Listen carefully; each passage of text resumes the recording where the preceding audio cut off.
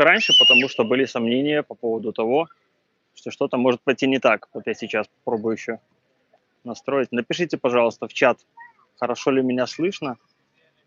Сейчас я заодно ознакомлюсь с интерфейсом, потому что для меня это первый раз.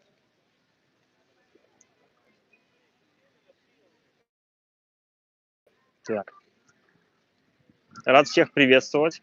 Ну, наверное, еще рановато. Давайте подождем до ровного времени, пока немножко покружусь.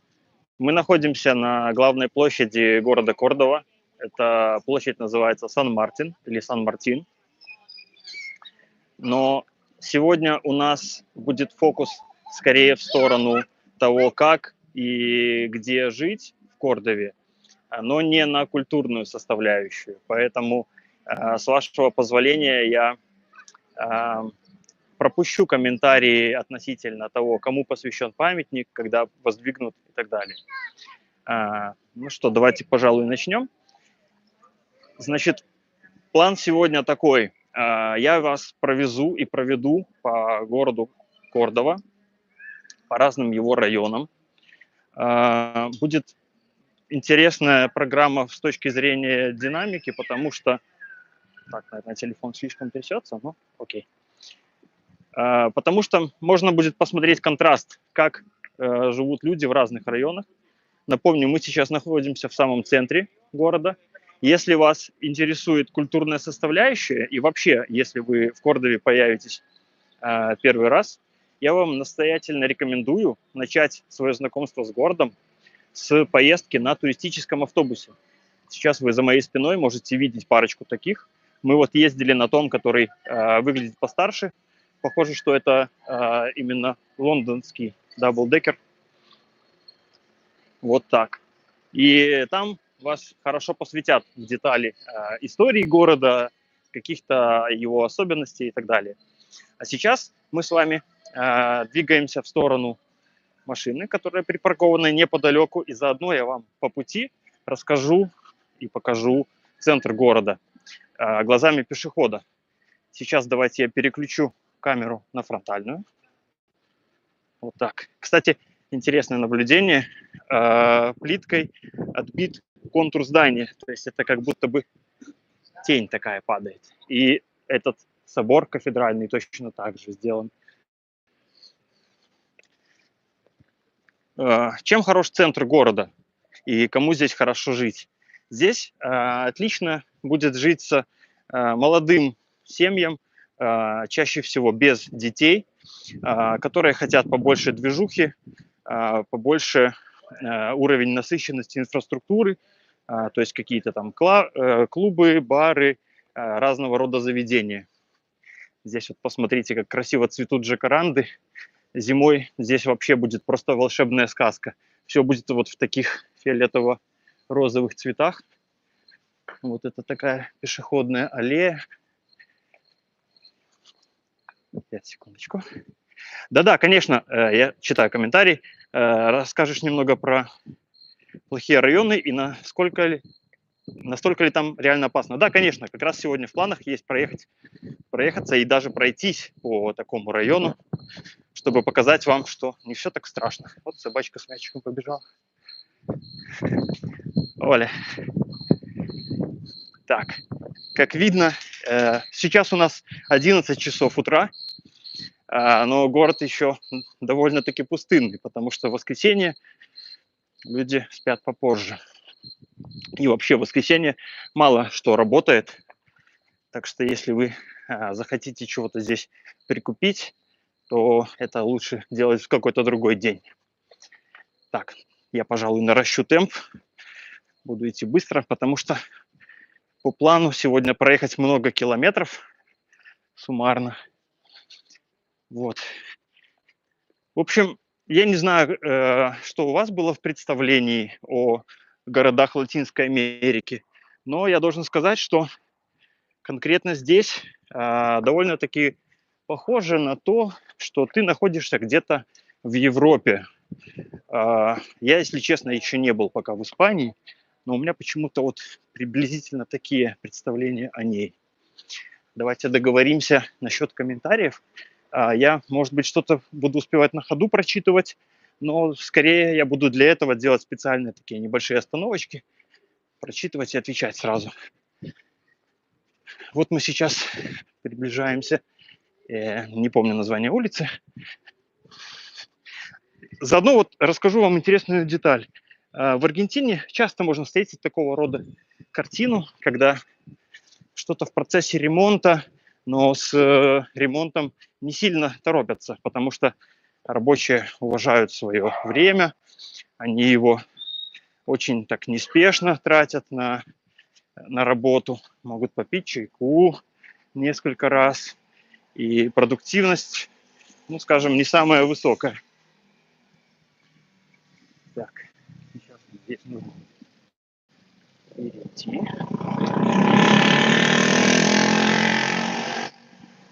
Так вот, и вообще в целом отношение к жизни у аргентинцев гораздо более расслабленное. И, на мой взгляд, это более правильный подход, потому что это позволяет тебе больше получать удовольствие от жизни. Ты не гонишься постоянно куда-то, у тебя есть время просто посмотреть, как красиво, просто разделить приятный момент со своими близкими, попить маты где-нибудь в парке. Это же прекрасно. А еще вот интересно, что я сейчас иду на белый свет, то есть он же зеленый, типа. Но интересное наблюдение, что люди здесь не придают большого значения переходу улиц на красный свет, потому что здесь это не считается таким прямо уж грубым правонарушением. Если ты никому не помешал, если транспорта другого нету, то почему бы и нет. Так. В целом, первое время, скажем, пока вы здесь в статусе туриста или в настроении туриста в Кордове, город может много чего вам интересного показать. Здесь можно погулять и много чего такого симпатичного увидеть. Ну и, как я уже сказал, автобус туристический очень вам поможет составить свое какое-то понимание города. Ну и надеюсь, что я вам сегодня помогу. Кстати, хотел выразить надежду на то, что за меня стрим не продолжит сегодня какой-нибудь воришка, который у меня попытается выхватить телефон из рук. И надеюсь, что хватит нам заряда на все. Вот сейчас мы можем видеть центр города такой, как он есть, где живут люди в этих домах. Но вы сами можете наблюдать, что улицы достаточно узкие. Здесь довольно шумно из-за того, что много-много ездит машин. С точки зрения мусора, вы сами сейчас видите. Ну, это баки для сбора мусора. Понятное дело, что скоро подъедет мусоровоз, увезет все это. Но вообще в целом не настолько педантичны аргентинцы, чтобы заморачиваться за прям такой вылизанной чистотой. Перейдем здесь.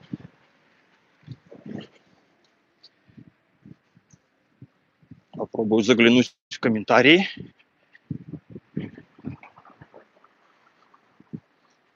Так, где они у нас?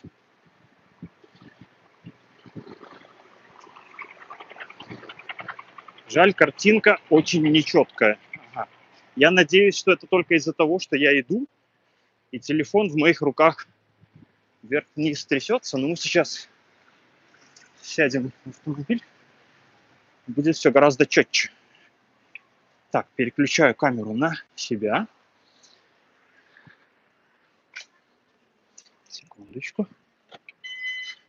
Это такой первый стрим. Может быть, где-то будет по-лоховски, конечно, выглядеть. Вы уже за это простите. Сейчас мы фиксируем телефон. Вот так. Подключим зарядку.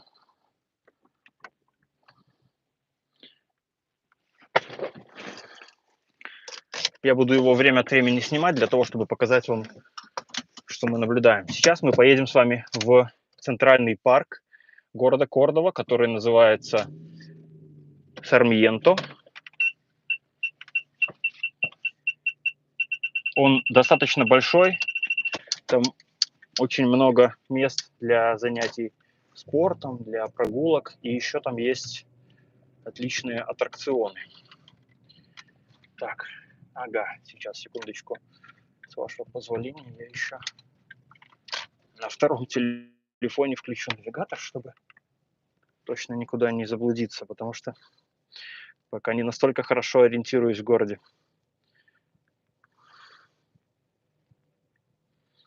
Так.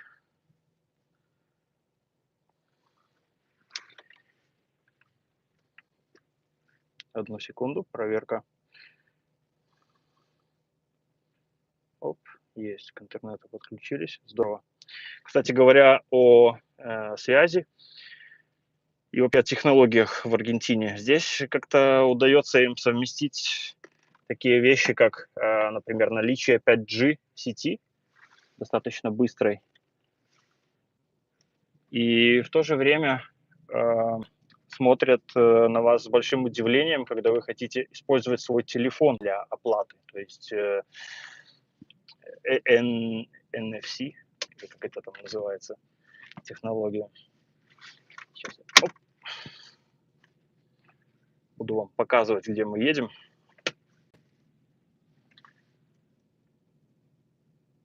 Да, точно, что можем камеру перевернуть вот так.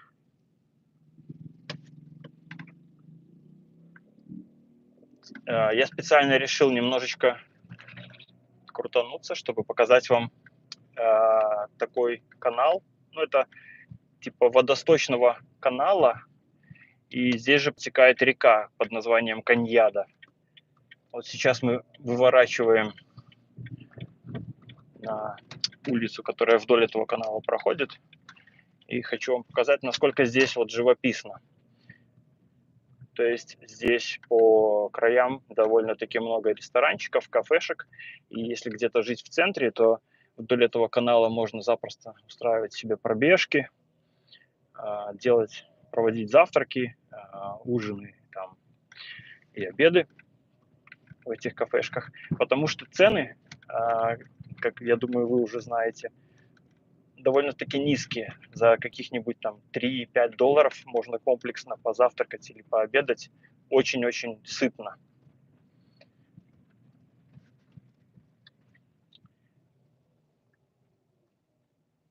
Так, Лонг спрашивает, какая у нас с женой IT-специальность. Отвечу.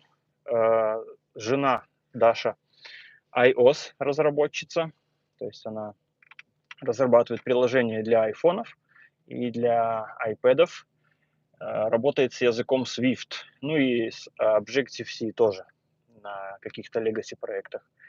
Я работаю в game development, то есть я разработчик игр. Работал изначально с языками C# и Unity движком, но потом еще новых технологий почерпнул, таких как WPF, Go, ActionScript 3, ну и так далее. Так, сейчас мы посмотрим, куда нам двигаться дальше. Вот здесь мы как раз должны повернуть налево. Секундочку. Так, ну, я думаю, что вот я продолжу вам показывать в таком формате, если вы не против. Вы можете видеть, что дома здесь есть довольно-таки престижные. И мы с Дашей прожили 1 месяц, вот как раз где-то недалеко от этого места. Да, совсем недалеко. Вот сейчас мы будем проезжать. Там дальше фонтанчик. Покажу вам. И нам нравилось то, что здесь поблизости есть много различных магазинчиков, баров и так далее. Но то, что нам не нравилось все это время, это то, что здесь шумно очень. Здесь очень активно работают службы доставки. Вот сейчас даже впереди вы можете видеть, там стоит скутер, на котором прикреплена сзади коробка. Очень часто они ездят как будто совсем без глушителей. То есть рев стоит просто на весь район. И естественно, что даже на высоких этажах квартир это все прекрасно слышно.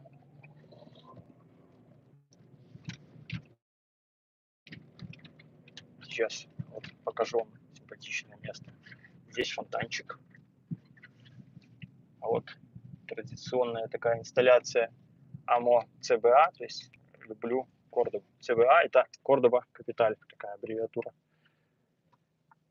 И вот сейчас мы прям по диагонали проедем по району, который называется Нуэва Кордова, то есть Новая Кордова. Здание здесь в самом деле видно, что довольно свежих годов постройки, и по архитектуре вы можете видеть, насколько здесь все сделано симпатично. Прошу обратить внимание, что вот эта вся улица, по которой мы едем, это все полосы в одну сторону. И посмотрите, даже двухстороннее движение велосипедистов организовано вот слева.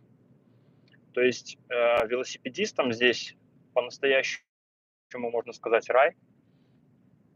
И также людям с какими-то ограниченными возможностями тоже, потому что здесь действительно есть безбарьерная среда и очень большое уважение вообще ко всем слоям населения. Сейчас боюсь, что мы не успеем особо увидеть слева красоту эту. Но, опять же, повторюсь, что мы особо сейчас не фокусируемся на культурных каких-то моментах, просто показываю вам жизнь в городе.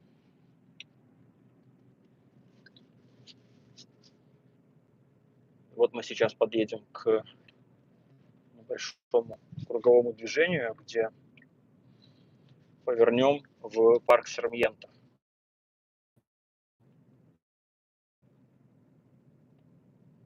Конечно, мое вождение нельзя не назвать опасным, потому что я подруливаю коленкой. Ничего, сейчас мы свернем. Полицейские здесь всегда ездят со включенными мигалками. Вот это тоже очень интересный такой момент. Но это не значит, что они прям куда-то в сию минуту торопятся. Просто, видимо, это для того, чтобы обратить внимание на себя. Так, сейчас мы через 5 минут сделаем небольшую остановку, я отвечу на ваши комментарии, прогуляемся по парку. Надо сказать, что вообще мы сюда с малышом, с Марком, чуть ли не каждые выходные ездим, потому что здесь действительно разнообразно. То есть здесь можно и посмотреть на рыбок, которые плавают в водной системе. Там есть нечто вроде пруда, и есть такой канал, где я видел, даже на байдарках плавают ребята. И еще здесь есть хороший парк аттракционов. Для детей это просто восторг.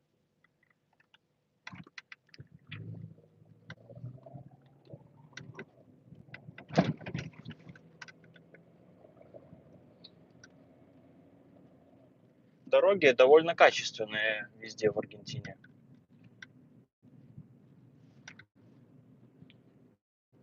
То есть ездить комфортно.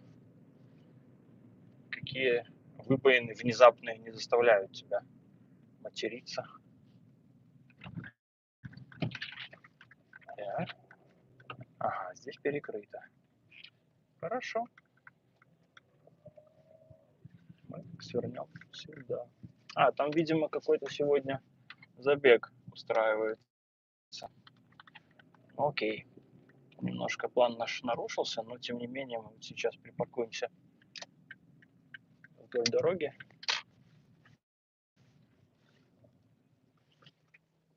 Так, переключу камеру. Напишите, пожалуйста, хорошо ли меня слышно, потому что я переживаю, что из наушников может быть не очень. Так, давайте я посмотрю сообщения. Я не знаю, вижу ли я их по порядку. Я сейчас вижу сообщение от Лонгса. Насколько в Аргентине востребованы IT-специалисты JS, React, Node.js, востребованы ли джуны? Это все востребовано, но нужно искать на том же LinkedIn. Плюс, если у вас есть контакты каких-либо компаний, то... Так, очень низкий битрейт. Слушайте, возможно, я не знаю, сейчас Извиняюсь, что отвлекаюсь. Давайте попробую в настройках найти качество видео. Вы знаете, я боюсь, что нет такой возможности. Здесь я могу выбрать только фильтр какой-нибудь наложить, например, вот так или вот так.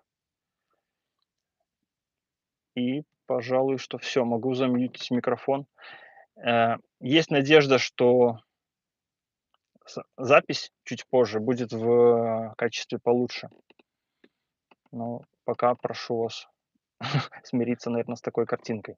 Так вот, что касается работы в IT-сфере, нужно просто искать на самом деле. Если вы в своем профиле в LinkedIn укажете локацию Аргентина, и вам уже есть большой шанс, что начнут писать местные рекрутеры, приглашать на собеседование и так далее. Ну, по крайней мере, мне периодически пишут. Поэтому шанс устроиться есть у любых специалистов, даже в той компании, где я работаю. Очень много направлений разработки, и все это на заказчика из Штатов. Другой вариант, вы можете найти работу удаленно, причем я знаю несколько примеров людей, которые, приехав сюда, отсюда уже нашли себе работу, кто-то на Россию каким-нибудь там менеджером по продажам или еще кем-то. Да, приходится работать по графику, например, Москвы с разницей в часовом поясе в 6 часов, но это оправдывается. Также можно найти или попытаться найти себе работу на Штаты. Сейчас я вам чуть-чуть покажу парк. Думаю, тоже не особо здесь будем задерживаться. Пальмы вам покажут, какой здесь климат. Сейчас, кстати, у нас осень. Температура сегодня до 28 градусов. С утра было что-то порядка 17. И зимой перепад температур более существенный. Ночью может опускаться до 0, до 3 градусов тепла, но при этом днем может подниматься до 20 зимой. То есть это довольно комфортно. Сейчас я переключу камеру.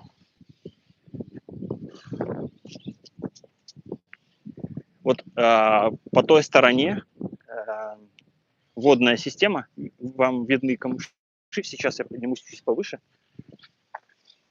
Видите, работники собирают мусор, меняют пакеты мусорные.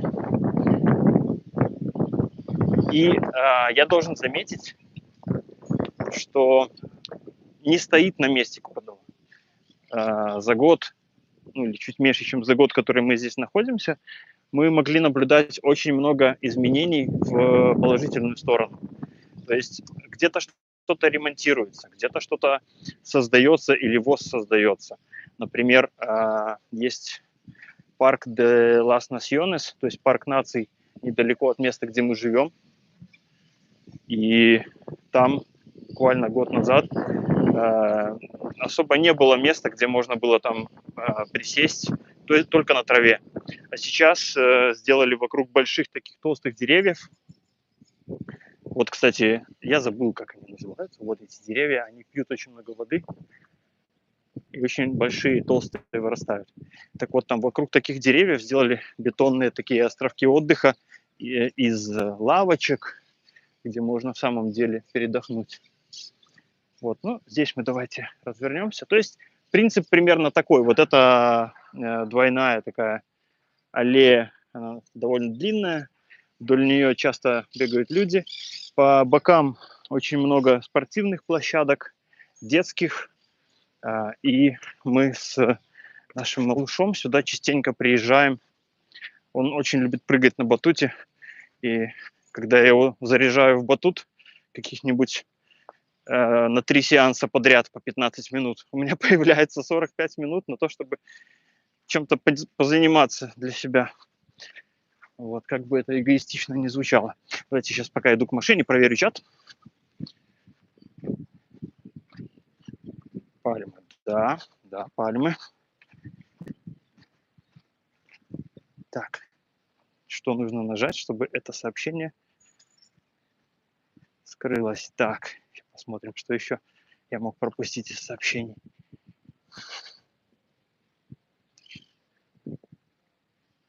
Друзья, если вдруг я пропустил чье-то сообщение, до сих пор не ответил на него, пожалуйста, повторите его, потому что я пока не разобрался с интерфейсом приложения. Вот, ну, по крайней мере, я надеюсь, что у меня отображает те, которые я не ответил. Последнее, которое я вижу, это пальмы, смайлик, да. Да, пальмы здесь красивые, и вообще, что мы с Дашей почувствовали в самом начале, когда в Аргентину прилетели, и что потом перестали замечать, потому что это уже отошло на фоновый план, это очень приятный климат. Я, конечно, приукрашиваю, но лично у меня, Даша это называет розовыми очками, лично у меня было чувство, что я попал в рай. По крайней мере, тот контраст, который удалось испытать, мы из холода минус 17, это была Казань, попали там сначала в Турцию, но в Турции тоже было холодно, а оттуда прилетели в Буэнос-Айрес, и нас встретили как раз-таки пальмы, теплые такие приятные люди, дружелюбные. Было прямо очень комфортно. Мы чувствовали себя здесь не какими-то, там, я не знаю, беженцами или... Мы чувствовали себя как будто мы просто туристы, которые приехали. Если что... Так, секунду, если то, что сложно купить в Аргентине. Да, есть вещи, которые в Аргентине купить сложно. Например, здесь нет официального Apple Store, но при этом есть авторизованные реселлеры. То есть, к примеру, Даша покупала себе iPad, покупала MacBook, и цены были не выше, чем, например, в Польше мы могли бы купить. То есть вполне себе. Что еще? Ну, какие-то вещи, само собой, здесь просто другой рынок совсем. Давайте будем потихоньку двигаться, я по дороге расскажу. Дело в том, что здесь просто другой рынок и, соответственно, другие бренды. Здесь вы с большей вероятностью встретите New Balance, Crocs, какие-нибудь там Beats. Это то, что в США, например, более распространено, потому что здесь ближе, получше изображение. Но может быть, может быть. Вы знаете, да, кафе не вариант. Почему? Потому что нам нужно двигаться сегодня много. Я сейчас вот проверю связь. Подключусь еще раз к раздаваемому интернету, и мы с вами поедем в другие районы. Отлично. Ну вот, будем надеяться, что связь нас больше не подведет. В общем, тут с покупкой вещей, ну, поначалу меня удручало немножко, например, в плане одежды, что не было привычных таких, знаете, масс-маркетов, типа, я уже даже забыл название, типа Бершка, Нью-Йоркер, вот эти вещи, которые, например, в Минске мы уже к этому привыкли, и в Польше в той же там можно было часто встретить. Но здесь есть либо свои какие-то местные бренды, либо есть немножко импорта, но чаще всего это могут быть даже знаменитые бренды, типа там Nike, Adidas и же с ними. Есть, кстати, Zara. Но это просто часто местного производства. Те же Кроксы производят в Аргентине. Здесь просто правительство очень сильно защищает местный рынок. Сейчас я вам покажу. Вот слева скейт-парк. То есть здесь любым видом спорта настоящее раздолье, потому что для них делается очень много. Очень хорошо оборудованы разного рода площадки. Много теннисных полей, футбольных. Есть теннисных кортов достаточно много. Ой, не теннисных, гольф-полей много. То есть то, что у нас казалось признаком чего-то, ну, там, high-level какого-то, здесь это норма.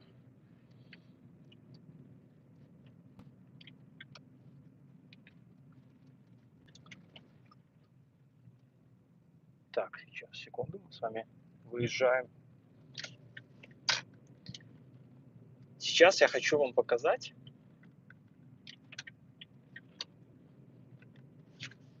Слушайте, надеюсь, мы тут никому не мешаем, просто я еду по улочке, которая может быть закрытой для пробега велосипедистов. Извиняюсь, если рукой перекрываю. Сейчас просто хочу вам показать, где мы едем. Так, поворачиваем налево.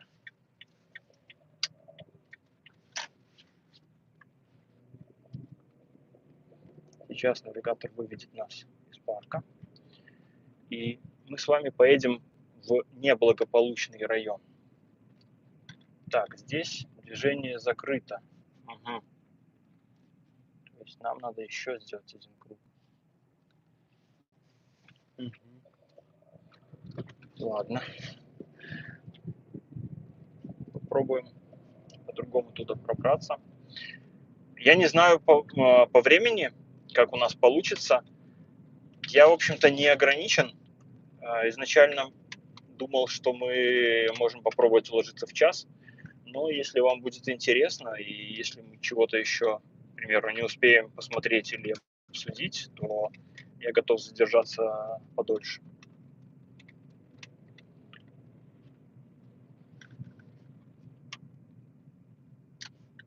Навигатор упорно твердит, что нужно поворачивать налево, но мы уже этот путь проверили.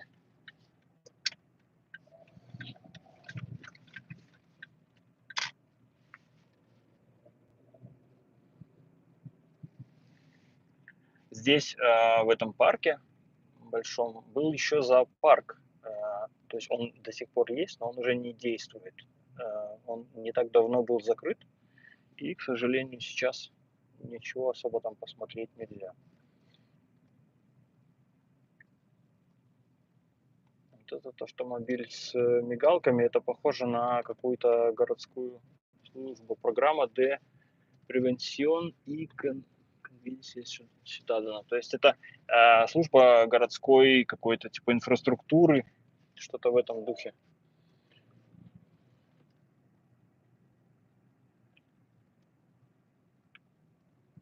А вот через дорогу парк аттракционов.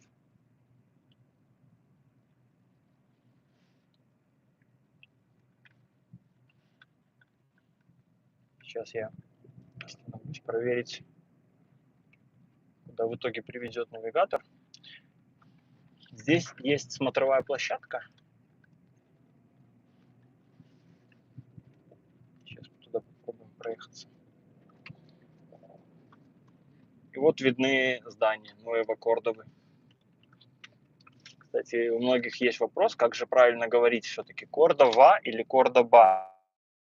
Отвечу, что сами испанцы или аргентинцы, они не слишком сильно различают этот звук и не придают такой большой разницы. Да, у них есть название Б корта и Б ларга, то есть долгая Б и короткая Б.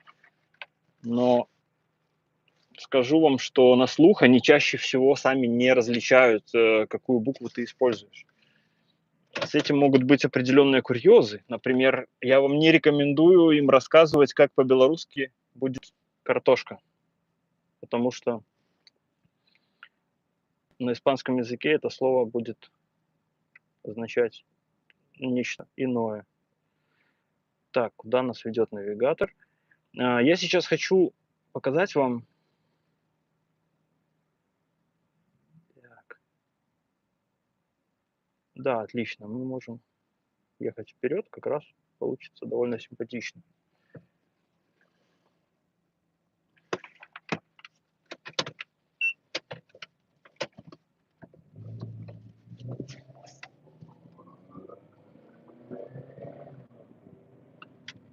Пока расскажу вам еще что-нибудь.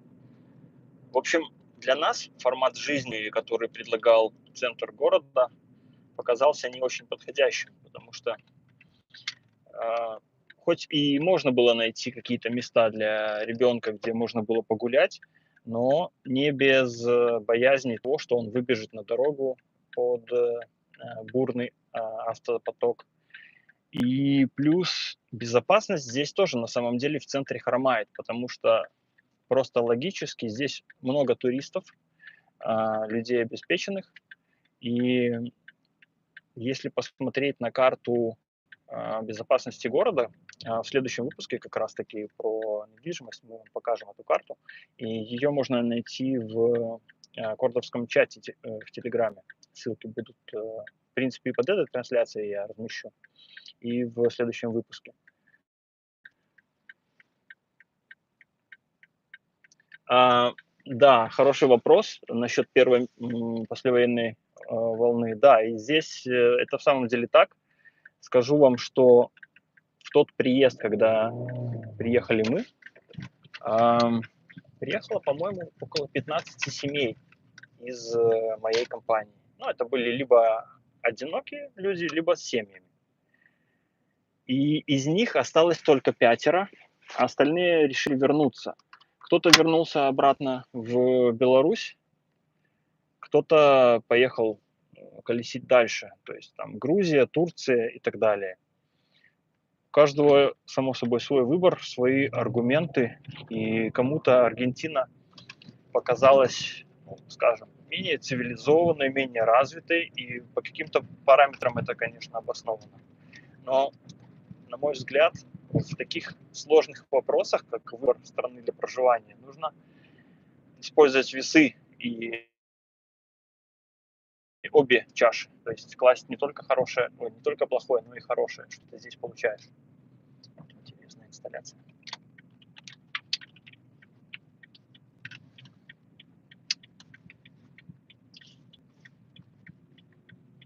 Параллели, что выбрали именно страну, потому что для нас она была и остается идеальным вариантом в тех условиях, в которых мы были. Сейчас мы выехали на берег реки Примеро, и вот с точки зрения транспортного сообщения здесь очень все хорошо организовано. Можете видеть, какие красивые мосты. То есть Кордова довольно симпатичная. С той стороны много граффити.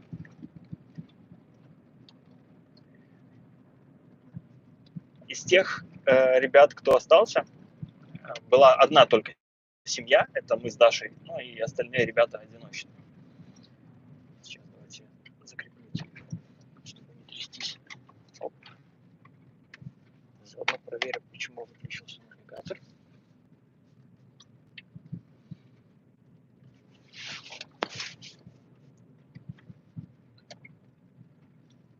Из тех ребят, которые остались здесь, наверное, не все довольны на 100%. И мы сами, конечно, не можем сказать, что мы просто счастливы быть здесь. Но если здраво оценивать, не как раз-таки не в розовых очках, а понимать, что нигде нету такого, чтобы все было идеально. Есть везде какие-то свои недостатки и минусы. И вот если положить их на одну чашу весов, а на другую чашу весов то, что ты здесь по-настоящему получаешь, это, можно сказать, безграничная свобода самовыражаться. То есть быть таким, каким ты хочешь. Здесь не оборачиваются на улицах на каких-нибудь неформалов, там еще на кого-то. Здесь уважительно относятся ко всем людям, и это очень дорого, на мой взгляд, ну, лично для меня. То есть степень личной свободы. Плюс здесь государство не лезет к тебе в семью, к тебе в мозги, не указывает, как себя вести, что говорить можно, что нельзя. Там, до какой планки можно доходить, до какой нельзя. Честно говорю, конечно. Так, почему? Почему-то гаснет экран телефона. Сейчас я проверю. Главное, чтобы зарядка шла. Очень важный пункт, для автомобилистов, которые будут рассматривать для себя Кордову. На простой легковой машине здесь будет ездить достаточно некомфортно из-за определенного рода неровностей на дороге, потому что в Кордове, когда идут дожди и вода спускается с гор, здесь можно подумать, что реки текут по улицам.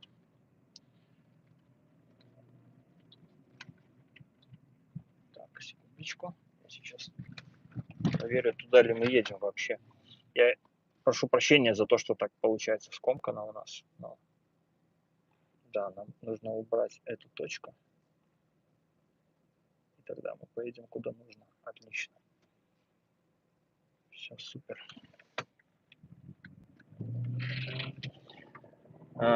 Когда едешь здесь по улице, по дороге, ты не можешь разогнаться, хотя по правилам дорожного движения там, на улицах, оборудованных светофорами, нет скоростного лимита.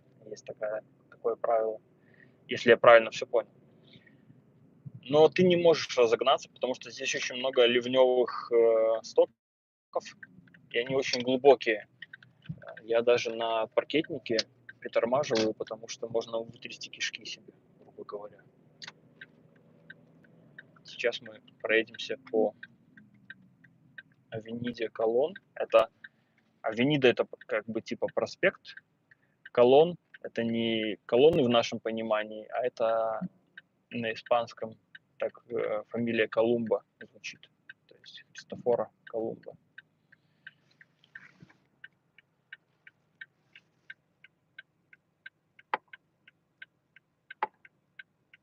Так, мы можем ехать.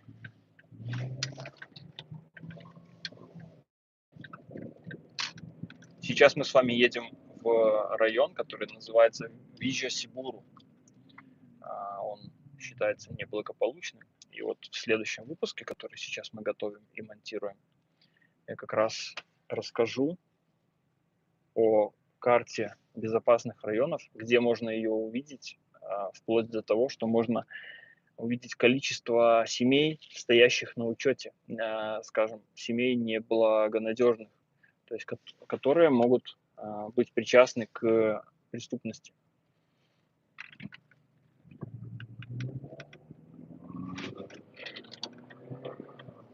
Но должен сказать, что по тому райончику я нередко ходил, и сейчас приходится тоже там иногда проезжать. Это не выглядит как, к примеру, какие-нибудь бразильские там, фавелы, трущобы и так далее.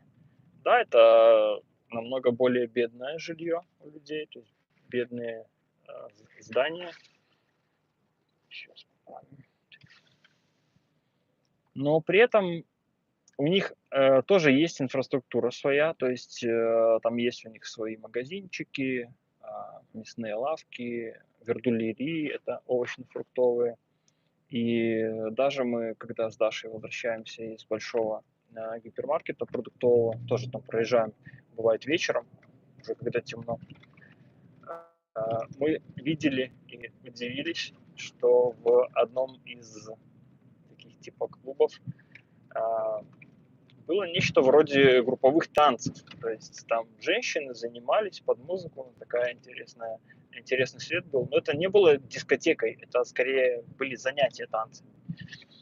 То есть жизнь идет, и я не думаю, что там прямо настолько опасно, как можно себе в воображении нарисовать. И еще раз повторюсь, я вот всегда это повторяю и буду повторять, что человек, который прожил в 90-х у нас в постсоветском Союзе, немножко в советском, но здесь точно бояться нечего, потому что, как правило, тем же грабежом уличным промышляют малолетки. То есть люди, которых полиция не может особо серьезно привлечь к какой-то ответственности из-за их возраста, здесь по закону, по-моему, ну, похоже, что-то типа как у нас с 16 лет наступает, по-моему, уголовное. То есть здесь что-то примерно похожее. И, ну, если соблюдать меры предосторожности, если не размахивать своим там, тем же телефоном, который у вас могут выхватить, или сумкой, просто держать ее крепко, то и бояться нечего. Плюс я вот себе не раз в уме рисовал картину, как на нашу какую-нибудь женщину, там, мать, жену, неважно, которая, к примеру, с авоськами возвращается из магазина домой, нападает какая-нибудь шпана. Я думаю, что от них просто мокрого места не останется. Потому что, ну, грубо говоря, ее дома и так муж бьет. Чего ей еще бояться? А тут какие-то щеглы. Вот. Но как ведут себя местные, ну и, естественно, туристы, они не искушают судьбу. Они, если им угрожают там даже, допустим, не пистолетом и не ножом, а просто говорят, отдавай все, что у тебя есть, они, скорее всего, так и поступят. Потому что, ну, это совсем другая культура, совсем другой менталитет. И тут нельзя сказать, что где-то хорошо, а где-то плохо. Каждый делает свой выбор, каждый ведет себя так, как он считает адекватно этой ситуации. Но я вот, говоря именно от себя, от своего собственного лица, скажу, что мне прямо не терпится, чтобы кто-нибудь меня попробовал ограбить. Мне просто интересно, что у них из этого получится. Но по разговорам, по общению с одним товарищем, который живет в Буэнос-Айресе с 2000-х лет, он сказал, что ко мне, скорее всего, не подойдут, потому что побоятся. То есть, как правило, нападению подвергаются женщины, девушки, и особенно в темное время суток. Вот. Если мужчина по своим габаритам выходит за рамки среднего, то он уже, считай, вне рисков таких. Так что если вы не пьяная девушка, которая возвращается домой под утро, вам бояться нечего точно. Хотя вот в следующем выпуске я обязательно вставлю несколько видео совсем свежих о том, как было совершено ограбление бандой мотоциклистов, которые просто налетели в темное время суток. Сейчас я на секунду отвлекусь. Это мы едем по авениде Колон. Вот вы можете посмотреть. Здесь такого плана жилье. Внутри может быть совсем не то, что вы можете представлять по виду снаружи. То есть внутри может быть комфортно и хорошо. А снаружи может даже выглядеть обшарпанно. Ну, это понятное дело.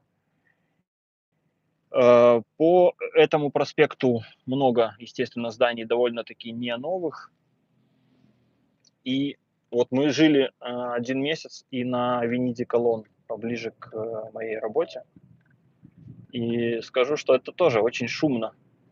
И я бы не назвал это и близко даже удовольствием каким-то жить в таком месте. Транспортная доступность, она хороша, в принципе, по всей Кордове. Даже если вы живете в каком-то прямо спальном районе, все равно проблема особо не будет добраться. На крайний случай есть такси, которое совсем дешевое. То есть за каких-нибудь 4-5 долларов вы с одного конца города доедете на другой. А поездка по району вам обойдется в $1-2. Я укладывался в $1,5, отвозя ребенка в садик и возвращаясь обратно на одной машине такси.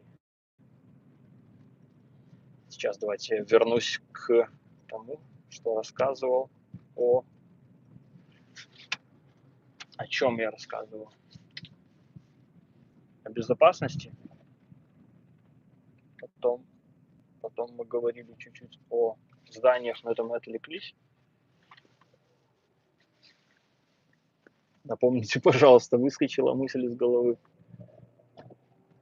Нужно нанимать себе суфлера, пока не до того.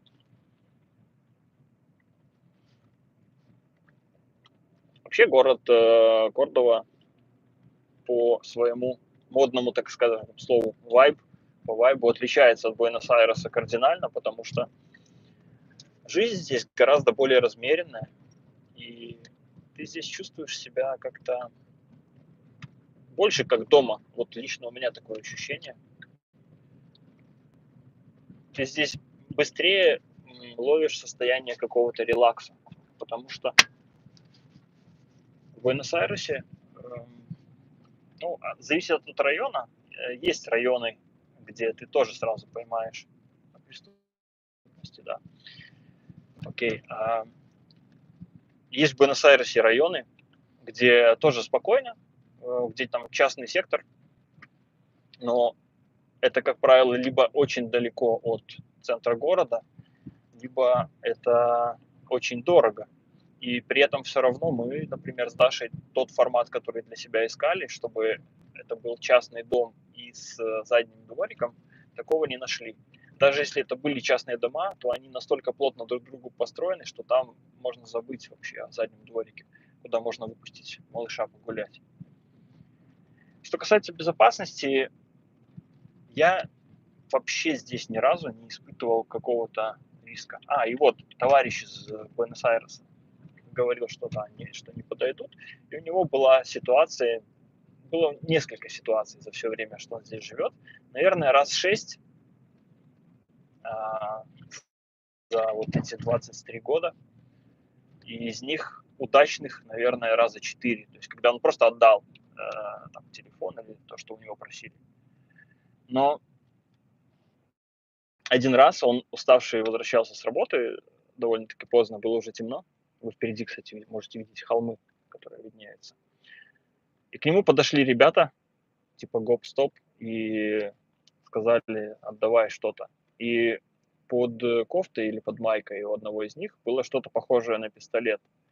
Но они говорили вроде бы и на испанском, или точнее на кастижано, это местный аргентинский диалект испанского. Но при этом он не все слова разобрал, потому что они говорили как будто на каком-то жаргоне, типа как блатном. Он не все понял, и он просто искренне переспросил: ты мне хочешь продать этот пистолет? Сколько он стоит? И у парня просто произошел разрыв шаблона, они развернулись и ушли. Еще одна ситуация была с моим товарищем, который слегка подвыпив возвращался домой и один из наушников потерял. Это тоже было в центре Буэнос-Айреса. То есть один из наушников выпал у него из уха беспроводных, и он искал на земле, пытался найти. И когда он выпрямился, к нему, в общем, подошли двое. Один взял его в замок за шею, то есть руку вокруг шеи обернул и сдавил, а второй начал шарить по карманам. Но этот парень занимался тайским боксом и физически довольно-таки хорошо развит был. Есть. И он выкрутился из этого замка и сделал шаг назад, встал в стойку. И ребята просто опешили, они испугались, растерялись. И тогда этот парень, если мне память не изменяет, а мы попозже у него, кстати, спросим, как было там на самом деле, но по его словам он даже попросил их помочь ему найти этот наушник, и в общем, расстались они полюбовно, можно сказать.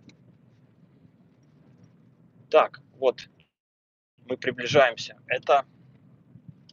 Здесь мы сейчас повернем налево. Минутку, здесь, кажется, односторонняя, в ту сторону.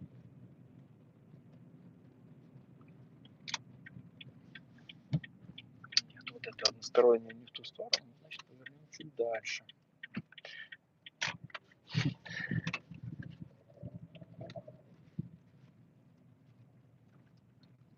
Нет, это не Сергей, этого парня зовут Олег. Так, вот мы поворачиваем вижу Уркиза. Нет, не Уркиза дальше, это Сибуру. И да, здесь мы можем видеть вот что. Здесь какая-то, видите, промышленная территория. Вот это колеса от карт мобилей, то есть какая-то переработка. По левой стороне тоже какие-то там типа цеха, что-то такое. И жилье более похожее на какие-то трущобы. Кстати, в большинстве своем застройка здесь, ну и вообще строительство ведется по такой вот каркасной технологии. То есть собирается из арматуры каркас.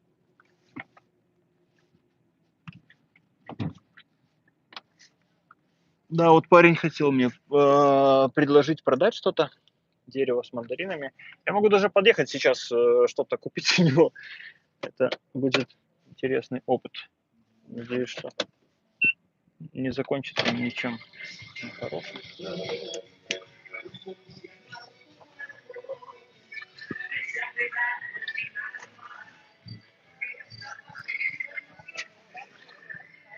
Hola, señores. Buenas, ¿cómo estás? ¿Qué quieres ofrecerme? ¿Qué es esto? ¿Puedo comprar? Ah, ¿no vendes? Vende droga no. ¿Ah? Tengo Ajá. ¿Y cuánto cuesta? 1000. ¿1000? Piedrita, mira. Ujú. Ok, ¿tienes un número de teléfono celular? No. No. Ok, ¿y estás acá siempre? Si quiero, voy a volver, ¿ok? Un poquito más tarde. Ok, gracias, chao. Tiene 50 pesos completa, amigo, por comprar cigarrillo. No quiero vender esto por comprar el pan de mi hija y no me quiero drogar y quiero comprar cigarrillo y comprar el pan de mi hija. Señor, perdón, pero yo no entiendo si hablas muy rápido. Vamos a vamos a discutir un poquito más tarde. Ahora yo tengo que ir. Tiene 50 pesos para comprar 2 puchitos. Te le dejo a 1000 si me vende para comprar pañales para mi hija. Ujú. Ok, ahora no tengo efectivo conmigo, pero más tarde voy a volver y vamos a De una. acuerdo. Ok, muchas Dale. gracias. Chao.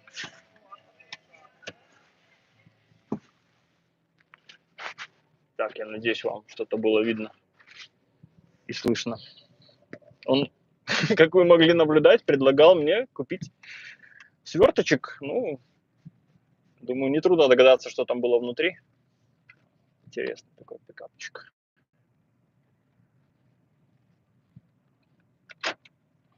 Конечно, я обманул его, сказав, что я вернусь чуть попозже, потому что вряд ли мне понадобится то, что он предлагал. Вы можете видеть, что здесь довольно-таки грязно, но грязно скорее не потому, что люди хотят, чтобы было грязно, а просто, может быть, здесь не так хорошо налажен вывоз мусора. И вот в той части, куда я сейчас повернул телефон, мы там сколько ходили или проезжали мимо, там постоянно этот мусор лежит. То есть его как будто и не становится больше, и не становится меньше. Ну, просто лежит там и все. То есть вот так живут люди. Кто-то чем-то занимается, кто-то, может, ремонтом автомобилей, кто-то что-то продает. Либо разрешенное, либо не очень. Но при этом жизнь есть. Вот видите, довольно симпатично даже, можно сказать, какой-то такой садик. Мужчина поливает у себя территорию, чтобы было не пыльно. А вот растут апельсины на деревьях. Здесь это обычное явление. Так, теперь мы с вами продолжим нашу экскурсию в районы несколько более благополучные. Сейчас я настрою навигатор. Все, мы можем ехать. Очень много, как можете видеть, старых автомобилей. Я извиняюсь, если что-то вам было слышно. Старых автомобилей здесь очень много. Вот таких вот стареньких Peugeot. Или это... Нет, это Renault, кстати. Можно увидеть такие экземпляры, которых до этого просто нигде не встречал. Это интересно. Ага, так, почему-то... Секунду. Почему-то эта точка не удалилась. Так. Вот, все, можем ехать. Отлично. Здесь мы повернем налево. Давайте, раз уж мы не мчимся по какой-нибудь автомагистрали, я сейчас проверю ваши сообщения, потому что, думаю, там их могло накопиться. Разверну камеру. Для переезда на одного человека с перспективой удаленной работы в IT. Для начала на 1-2 года жизни 15-20 тысяч. Я бы посчитал так. Ориентируйтесь от 500 минимум долларов, ну лучше даже больше. Закладывайте $1000 на расходы просто месячные. Это аренда, плюс продукты, плюс какие-то сервисы. Хорошо, если удастся вам вписаться там $600. Если вы себе откажете в каких-то, ну, к примеру, в комфорте проживания в квартире с современным ремонтом, да, и пожертвуя своими удобствами заселитесь в квартиру более старую, то, естественно, вы на этом можете существенно сэкономить, потому что есть варианты жилья и за $100 в Кордове.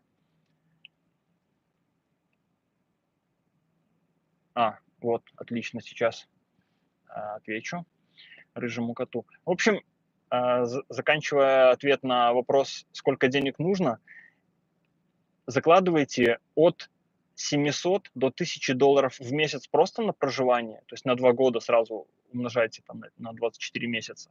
И плюс, если вы хотите жить бюджетно, то вам либо нужно будет искать жилье на длительный срок, которое может оказаться без мебели и без техники, то есть вам надо будет поначалу еще и вложиться в это, плюс заплатить риэлтору 5% от общей суммы контракта.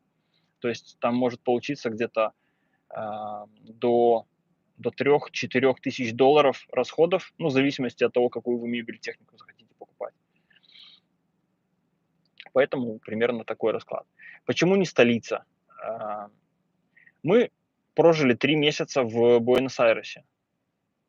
И эти месяцы мы постарались провести там как туристы. Мы очень много поездили по всему городу, очень много посмотрели для того, чтобы более полное составить впечатление. И из всего, что мы там увидели, из всего, что нам удалось там почувствовать, у нас из этого не сложилось впечатление того, что нам хотелось бы жить именно в Буэнос-Айресе. Город очень большой, и он, ну, очень на большую территорию раскинут. Если ты хочешь, допустим, добраться с одного места, где расположена твоя работа, в какое-то другое место, то нужно даже элементарно много времени на это. Плюс там очень высокая влажность, и зимой было прохладно. Но в Кордове мы погуглили, намного теплее и намного более сухой климат. Здесь в Кордове гораздо более дешево и спокойно. С точки зрения безопасности здесь все намного лучше. И вот нам хотелось именно такого формата, чуть поближе к кантри-стайлу. Но здесь, опять же, нельзя сказать, что весь город Кордова живет в таком кантри-стайле. Вот мы с вами только что проехали по Нуэво Кордове и увидели, что есть и движ, скажем так. Здесь хорошо, кстати, развита и культурная жизнь. Есть в пригороде Кордовы городок, который называется Вилья Карлос-Пас. Туда довольно часто приезжают различные фестивали, различные музыкальные исполнители с концертами. Плюс вообще в городе много проводится разных фестивалей и в округе. Много чего можно посмотреть. Так, секунду, разверну камеру. Давайте сейчас еще на какой-то вопрос отвечу.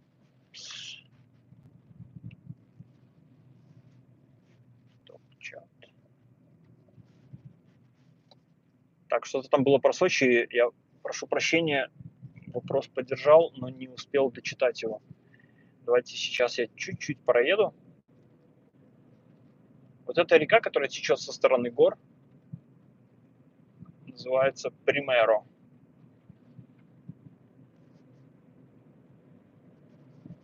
А вот полицейский пост.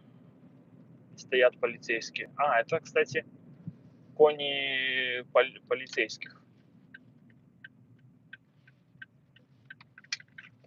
И мы сейчас через мост перемещаемся в зону, скажем, которая резко отличается по уровню безопасности.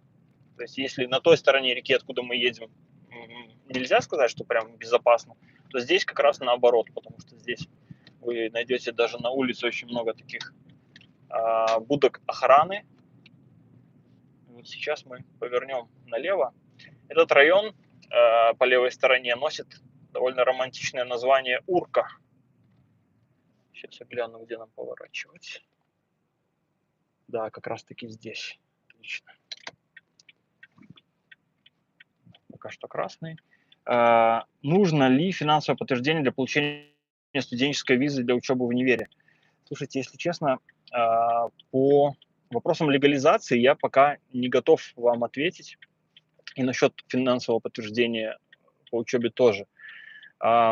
Рекомендую, если вы хотите найти этот вопрос максимально быстро, точнее найти ответ на свой вопрос, заглянуть в группу Кордовы русскоязычную в Телеграме, потому что этот вопрос там не единожды обсуждался. Вообще, в целом, вопрос учебы в университете.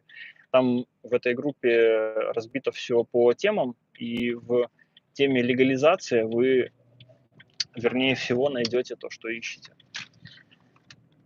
Да, вот еще что интересно из отличий Кордовы от Буэнос-Айреса, это гораздо более рельефный город. То есть вот мы сейчас поднимаемся в горочку.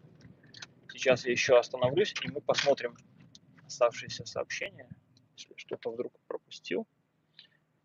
Прошу прощения за такой комканный ход. Машины дешевле? Нет, по машинам здесь все тяжело. Ну вот, вам для сравнения. Corolla 2015 года будет в районе 13 тысяч долларов хорошей комплектации. То есть на какой-то сегмент цены могут быть плюс-минус теми же, но где-то это будет дороже. И может быть значительно. Так, по машинам ответил. Я не помню, не могу сейчас найти сообщение. Так, вот, можно мотать. Отлично, сейчас я на все отвечу. В столице одинаковые, движ народа, пробки, никакой жизни, еще и климат подкачал. Ударил статистику, 50% населения живет в столице, ее округе. Как многовато для такой большой страны.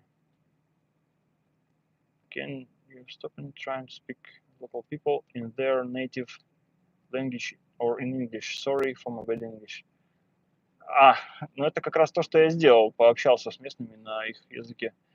Про образование слышала, что с детскими садиками для иностранцев платные и бесплатные. Есть и бесплатные, есть и платные. Цены невысокие, в 2 раза дешевле, чем было у нас в Минске. И очень хорошее образование. Но зависит от конкретного заведения. То есть уровень образования может отличаться. Так, saludos desde Corrientes. Saludos, amigos. Algo muy poco de tu lengua entiendo. Hablo en español. Ok, perfecto. Muchísimas gracias, amigos, que ven nuestro stream en español. Discúlpame por mi ruso, porque generalmente nuestros, como se dice en español, gente que ve nuestro blog generalmente son rusos y bielorrusos, y es porque hablamos generalmente ruso. Позвольте мне сейчас еще полистать сообщение. Bad idea, stop the hoods, in the hoods. Окей. Дублирую, почему не столица. Так, desde Patagonia, buenas. Me parece un barrio para estar menos que ande buscando algo. From Bolivian. Почему не купил? Да, надо было купить у этих парней точно. Так. Ладно, пожалуй, что туристы в Кордове локальные или международных много. На месте, откуда я начинал стрим, за моей спиной были американцы. Вот у них как раз была точка сбора за моей спиной. И я слышал, вот они встречались и друг у друга спрашивали, кто откуда. Из Великобритании, из Калифорнии, очень много откуда люди сюда приезжают. Так, на этот вопрос ответил. Да, в Буэнос-Айресе повыше уровень преступности. Чем ты у Лёни Пашковского название канала украл? Да, похоже получилось, в самом деле. У Лёни Пашковского «Хочу домой», у нас «По дороге домой». Но, если честно, так совпало, искренне говорю.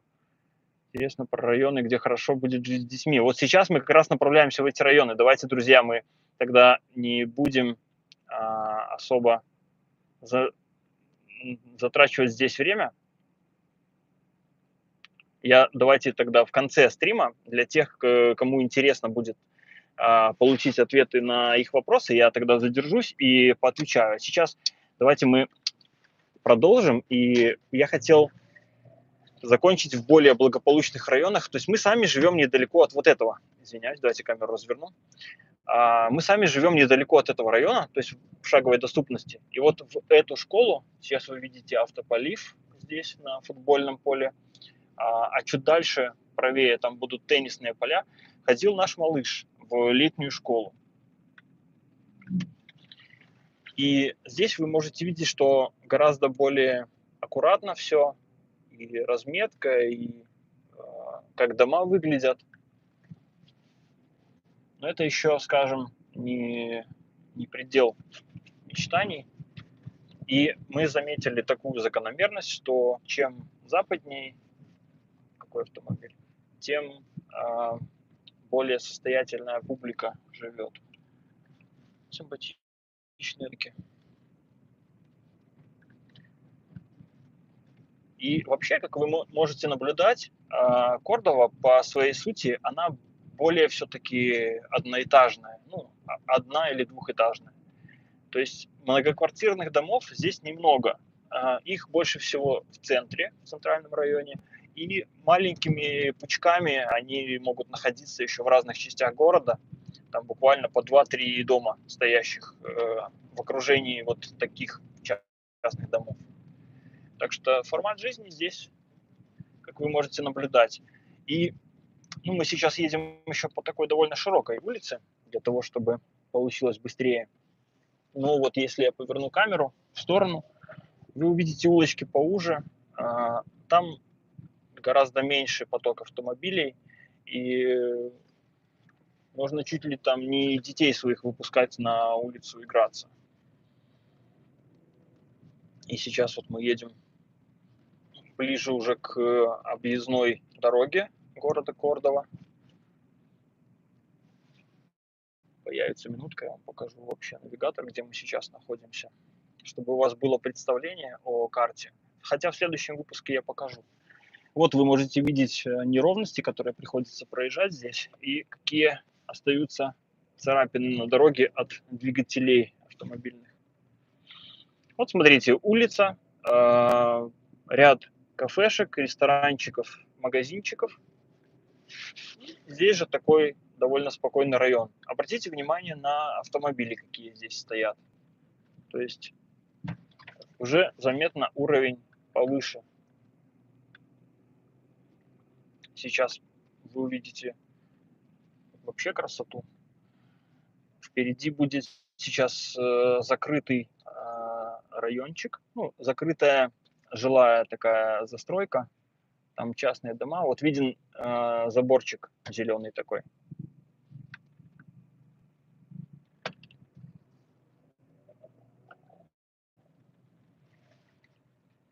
Вот, посмотрите. Кстати, табличка висит, что продается дом.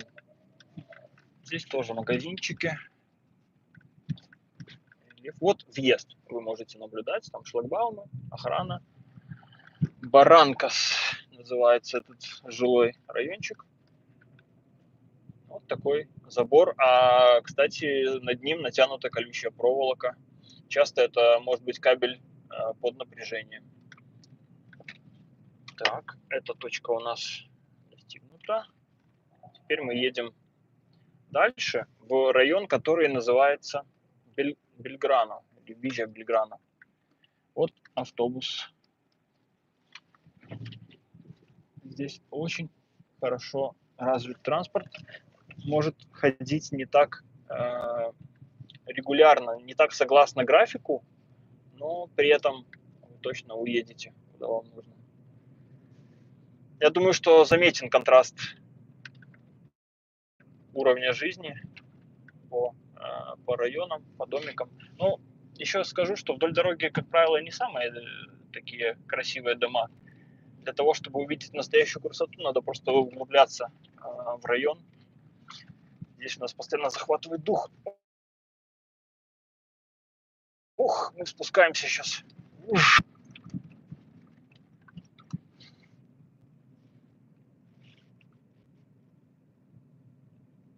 С точки зрения транспортной инфраструктуры, того, как сделаны дороги, развязки и все остальное, надо сказать, что очень грамотно и очень комфортно ездить. Вы могли заметить, что очень много где встречается одностороннее движение. Упс.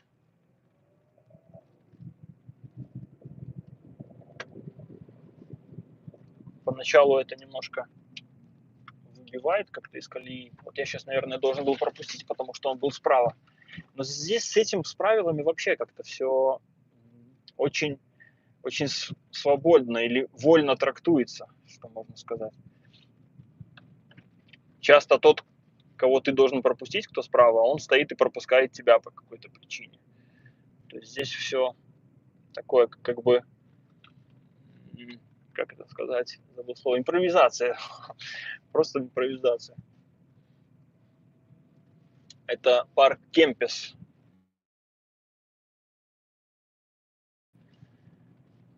Летом довольно-таки зеленый, но зимой здесь, когда наступает сухой сезон, он пересыхает.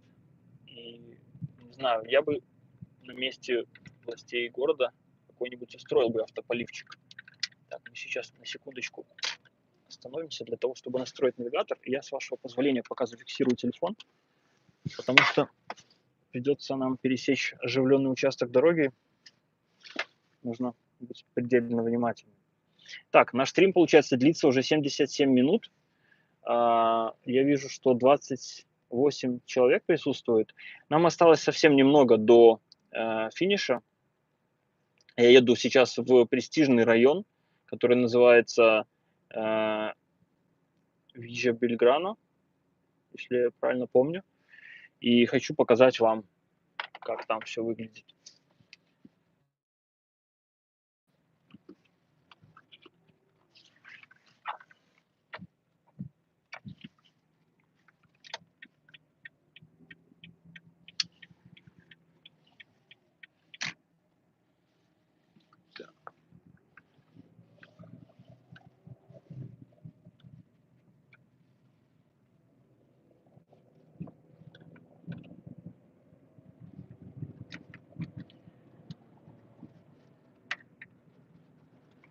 Не могу отказать себе в удовольствии и показать вам, как здесь все из бетона аккуратно сделано. Вот мы едем по дороге, которую можно было бы назвать кольцевой. Видим, как бабуля соблюдает рядность, но здесь это обычное дело.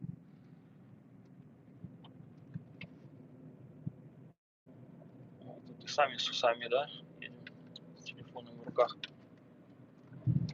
Вот переезжаем мост через речку и попадаем в довольно-таки престижный райончик. Вы видите, для собаки не помеха, что мусор подняли повыше, она все равно дотягивается.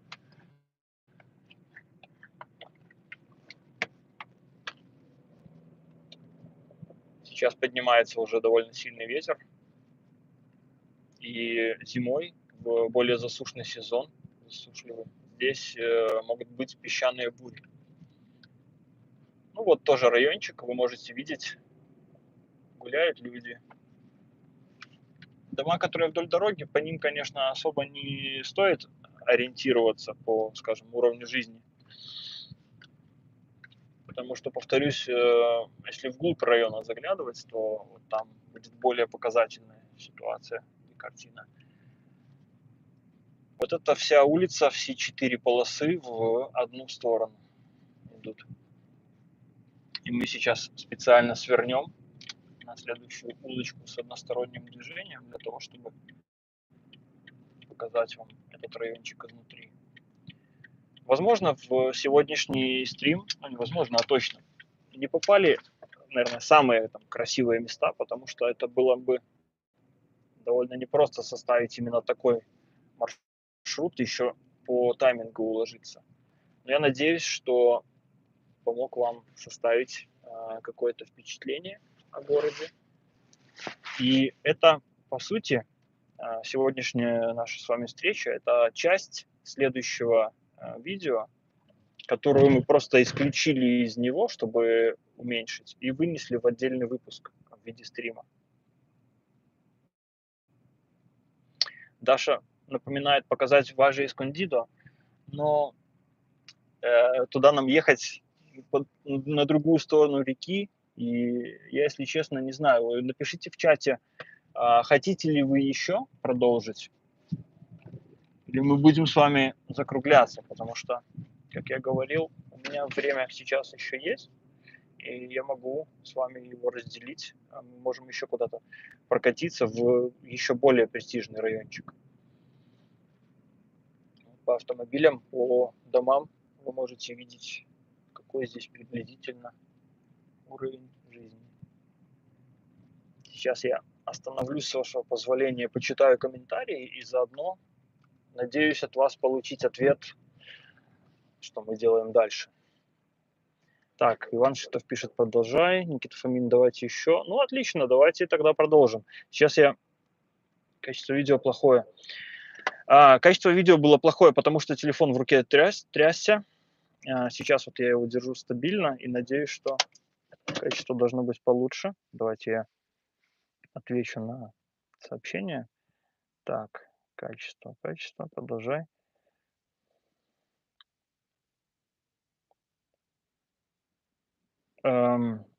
Вопрос от Дмитрия Шевцова. Is it difficult to travel from Argentina to other countries for you? No, it isn't, because there are many countries around Argentina to go. For example, Chile, Bolivia, Peru, etc. And if you are Argentinian, or if you have Argentinian passport, you always can visit more than 170 countries without any visas, etc. And you also have a visa to United States for 10 years, and if my memory doesn't betray me, to Great Britain as well. Так, сейчас ответим еще на какие-нибудь комментарии.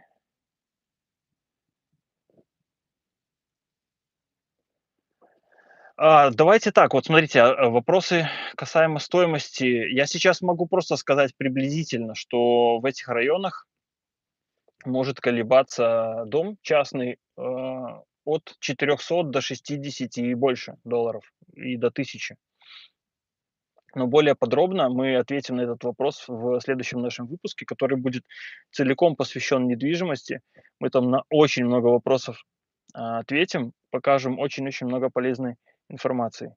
Сейчас я настрою навигатор на Важе Эскондидо и покажу вам.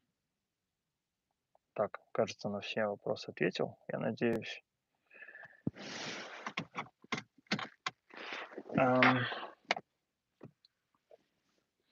Тот выпуск у нас в самом деле получается очень большой, и по этой причине было решено сделать отдельно вот такой стрим, такого формата, потому что, во-первых, я могу вам показать то, что вы хотите увидеть с большей вероятностью в режиме реального времени.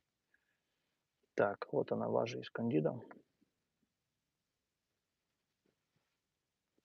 улица имени Рахатма Ганди. Как он такое название? Так.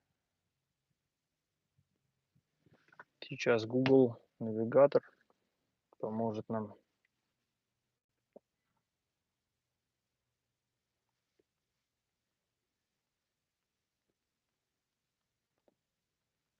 Важе Эскондидо. Важе это, я так понимаю, долина переводится. Все, настроил навигатор. Сейчас мы туда поедем. 12 минут езды.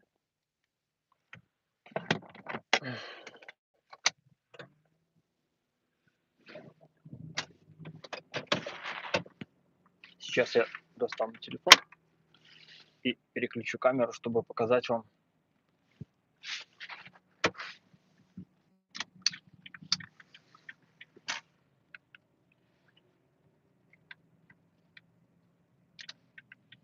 Еще очень важный пункт, который я должен заметить вообще в целом об аргентинцах, что здесь судить по внешнему виду не всегда правильно, потому что не все люди, далеко не все, стремятся показать свой достаток, например, внешне.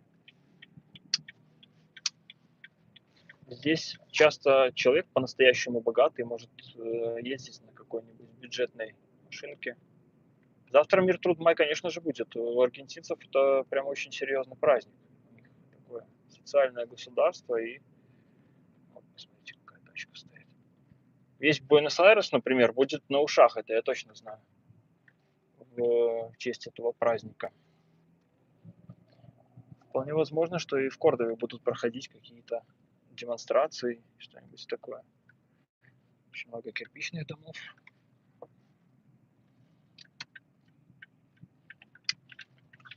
И вот назад мы возвращаемся по улице, где тоже все полосы в одном направлении. Такой приятный райончик. Можете видеть, что у нас сейчас немножко портится погода, но вообще для Кордовы, для ее климата это явление больше характерно для летнего периода, то есть дожди и чуть повышенная влажность. Значит, там только СНГ. Да. Короче, дожди и повышенная влажность может быть летом, ну как повышенная, она поднимается и потом сразу же. А зимой, как я уже сказал, очень многое пересыхает. Я думаю, что муниципалитет города очень бы правильно сделал, если бы устроил в общественных каких-то пространствах типа парков автополив. Потому что если летом ты можешь комфортно посидеть на травке, то зимой эта травка высыхает, остаются такие редкие желтые пучки, а между ними песок, который гоняет ветер.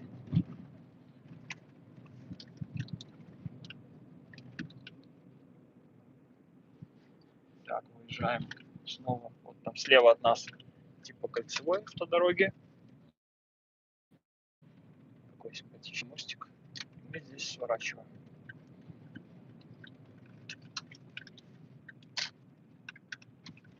Немножко отдаленно эти виды могут кому-то, наверное, даже напоминать США. Особенно к ней отсылает желтая разметка на дорогах.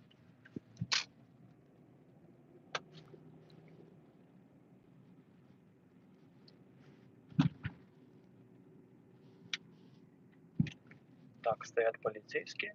Или же это охранники. Да, это полицейские. Там он показывает, проезжай. Хорошо.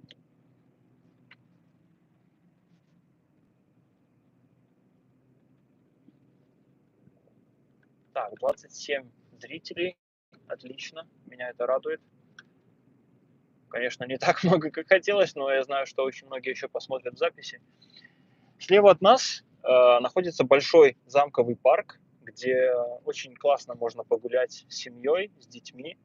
Там очень много детских площадок, прям очень много. Они все такие разноплановые для разного вида активностей, игр. Здесь видите прям какая-то нетронутая природа. Ну, или, по крайней мере, она делает такой вид. Ну, и автомобильчики, вот, допустим, Q5.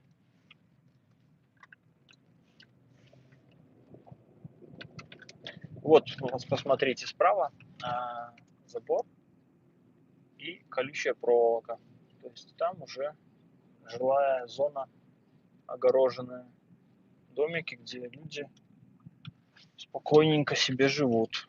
Сейчас мы будем проезжать несколько заездов на эту территорию. Вы увидите там шлагбаум, круглосуточную охрану. Мы еще буквально чуть-чуть проедемся, я вам покажу. К сожалению, на территорию попасть не сможем, понятное дело, потому что там такая довольно сложная пропускная система. И я когда ездил смотреть автомобиль для возможной покупки, нам с таксистом, наверное, минут 5 пришлось там провести, чтобы таксист сообщил все свои данные на въезде, чтобы нас впустили внутрь.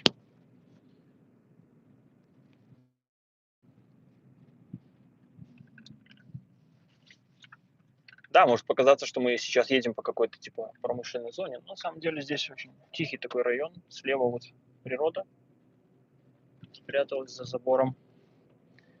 Справа как раз таки этот жилой комплекс, который называется Valle Escondido.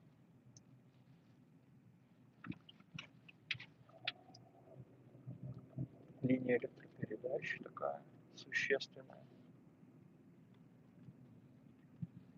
А это, я так понимаю, обзорные будки, куда можно подняться, посмотреть территорию. Вот домики с левой стороны. Такие как будто типовые. Ну, то есть видно, что это аккуратненько, все недавно построенное относительно.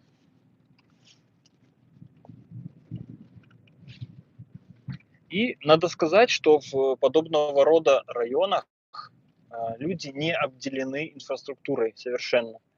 То есть очень много есть различных магазинчиков, продуктовых, каких-то там вещей. Есть недалеко такие типа большие торгово-развлекательные центры.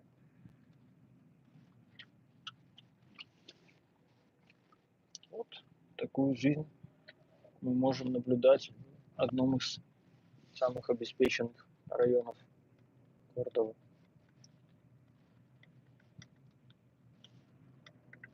А что я предлагаю сейчас остановиться?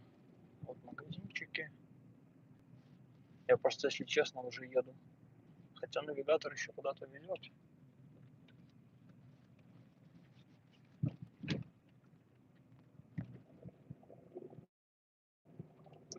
Так. Вот, кстати, въезд. Вот именно сюда я, кстати, ездил смотреть машину Las Terrazas. Даша пишет. Это, кстати говоря, Даша, которая моя любимая жена, пишет. Дальше ты не доехал. Хорошо, бусинка. Едем дальше.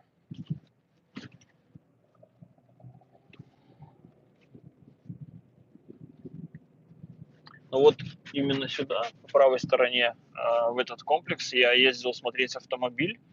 И доложу вам, что там очень классно внутри, на территории. Там у них стоит скоростное ограничение 20 километров максимальная скорость по району. И стоят в шахматном порядке такие типа заборчики, такие элементы, которые ты вынужден объезжать, чтобы не разогнаться. Ну да, вот название Valle Escondido. Не подъезжаем. А вот впереди большой какой-то шопинг-центр. Пока стоим, почитаем. Так. Other many drivers.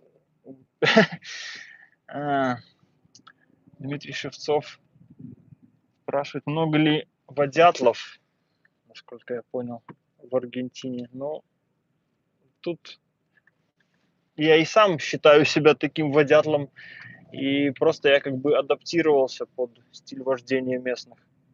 Так что ответ да, много.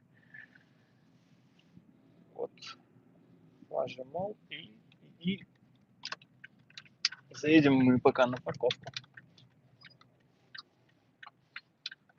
Или сейчас развернемся и вот тут встанем аккуратненько. По-водятловски. И я отвечу на ваши вопросы с большим удовольствием. Сергей, качество видео такое, вообще ничего не видно. Да, Роман, извините, качество было такое, потому что трёсся телефон в руке. Сейчас, когда остановился, я надеюсь, качество получше. И сейчас отвечу на ваши вопросы. И давайте, чтобы вам не на мое опостылевшее лицо смотреть, включу какой-нибудь вид детской площадки рядом с торговым центром.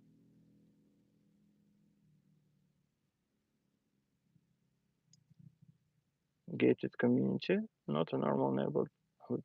Да, вот как раз Панцер Аргентина пишет, что Важа Эскондидо — это огороженное комьюнити, закрытое, не обычный район. Да, именно поэтому я хотел показать, что здесь и такой формат жилья присутствует, и не только в западной части города находится, но и на юге. Firefly, часть бесплатного, давно уже контракт 3 года должен отработать. Это, видимо, не мне было. Так, в России пока что законопроект, что после вуза по распределению 3 года. Так, это тоже, наверное, не мне. Пересмотрим, когда качество. Угу. Так, думаешь, возможно ли в Аргентине отмена бесплатного образования? Нет, я думаю, что это здесь, в принципе, невозможно отменить бесплатное образование, бесплатную медицину, потому что люди поколениями вырастали на такой системе. И если сейчас кто-то захочет ее убрать, я думаю, начнется настоящая революция.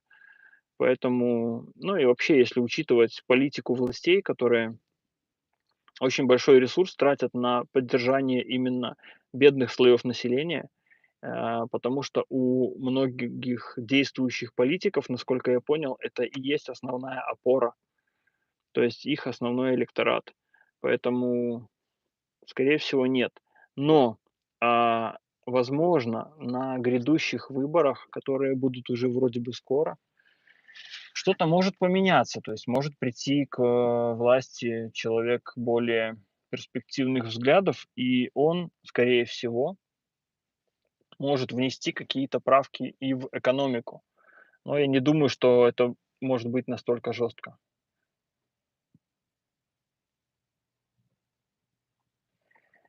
Да, хороший вопрос со скорпионами и ядовитыми насекомыми. Есть скорпионы, но не везде.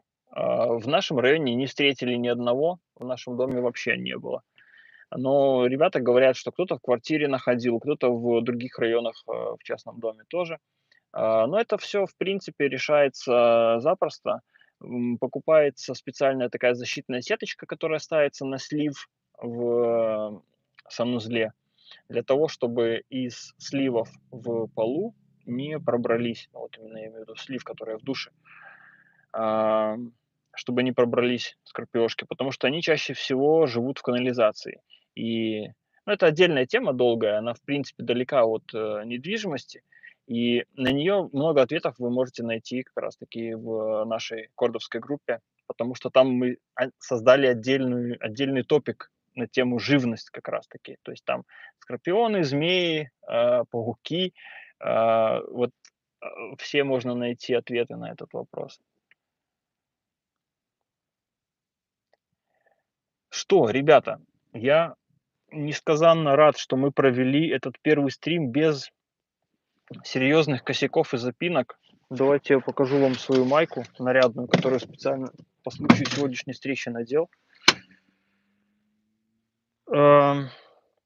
Да, это на испанском значит яйцо, huevo.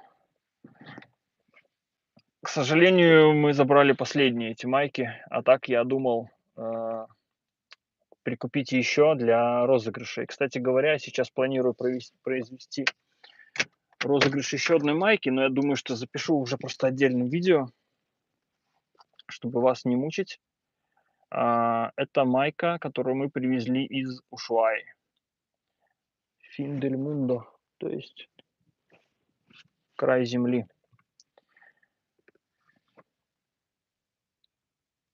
Так, в Аргентину надолго ли мы? Тут трудно ответить на этот вопрос, потому что мы сами еще пока не знаем. Это зависит от ряда обстоятельств, на которые мы даже не можем повлиять чаще всего. Поэтому пока 50 на 50 может получиться и так, а может иначе. То есть мы еще в процессе изучения страны, чтобы понять, подходит ли она нам прям вообще полностью, или, может быть, мы еще посмотрим что-то еще. Так, давайте отвечу еще на пару сообщений ваших. И будем проводить розыгрыш. Если кто-то захочет, я могу провести. Ну, хотя мы вообще-то обещали в прямом эфире, давайте так, наверное, поступим. El fin del mundo Ushuaia es hermoso, да. Sí, por supuesto.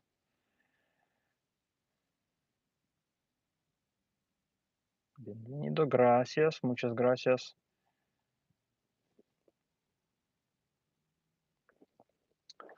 Да, я хотел бы купить мотоцикл в Аргентине. Дмитрий Шевцов задал такой вопрос. Да, я хотел бы, но здесь, к сожалению, цены на нормальные мотоциклы такие, что ты просто не можешь себе этого позволить.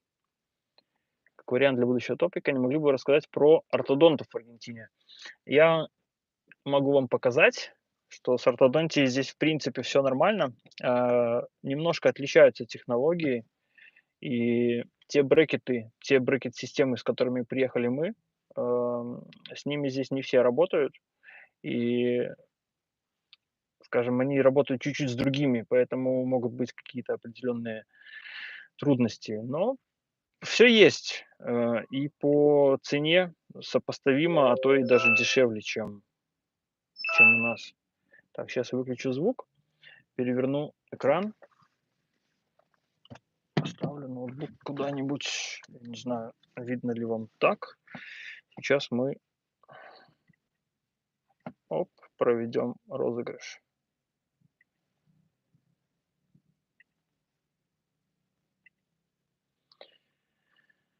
Пу-пу-пу. Если Сергей берет доллары, ему удобно оставаться, очень удобно. Sí, por supuesto, si ganas su salario en dólares, es muy barato vivir acá. Сейчас я найду. Так, тулы, рандомайзер надо найти. Вот. Мы открыли рандомайзер для того, чтобы разыграть среди комментаторов к нашему выпуску про Ушуаю великолепную майку из Ушуаи. Так, это наш выпуск. Мы сейчас найдем на него ссылку. Вот она. Так. Вставляем. Я надеюсь, вам видно.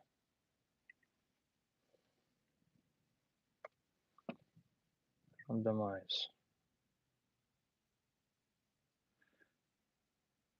Что-то с этим рандомайзером не так. Давайте посмотрим. Я пользовался другим. Мне он тогда понравился больше. В прошлый раз. Ссылка. Вот. Загрузить. Так. И теперь выбираем случайный комментарий. Итак, победителем в этом конкурсе становится Кризельда Олива. Сейчас я открою профиль в Ютубе, чтобы не потерять. Мы попробуем связаться чуть попозже. Но лучше будет, чтобы Гризельда попыталась связаться с нами, написав нам на email, который доступен в аккаунте. Комментарий: "Thank you for the beautiful video". Спасибо за красивое видео. А вам, Гризельда Олива, большое спасибо за участие в конкурсе. Еще раз покажу вам майку, которую вы выиграли и которую мы вам отправим с удовольствием в любую точку мира, где бы вы ни находились. Вот такая красота. Что ж, друзья, будем закругляться на этой позитивной ноте. Было очень интересно получить этот опыт впервые. Я надеюсь, что это не последний раз, когда мы с вами встречаемся. И, в принципе, в комментарии к этому ролику вы можете написать ваши пожелания о формате, который вам был бы удобен в следующий раз. Возможно, у вас будет идея или желание посмотреть что-то еще, что-то конкретное, то есть узкоцелевое в Кордове. Мы обязательно снимем еще много выпусков по отдельным темам, типа образование, медицина, то есть более детально углубимся в проблематику. Вот одним из таких выпусков как раз будет следующий, который будет рассматривать вопрос недвижимости. Я надеюсь, что мы там просто исчерпаем тему. Вот, еще раз большое спасибо. Всех рад был здесь видеть. Друзья, до новых встреч. У нас 106 минут. Ждем вас в следующий раз в наших эфирах. Счастливо!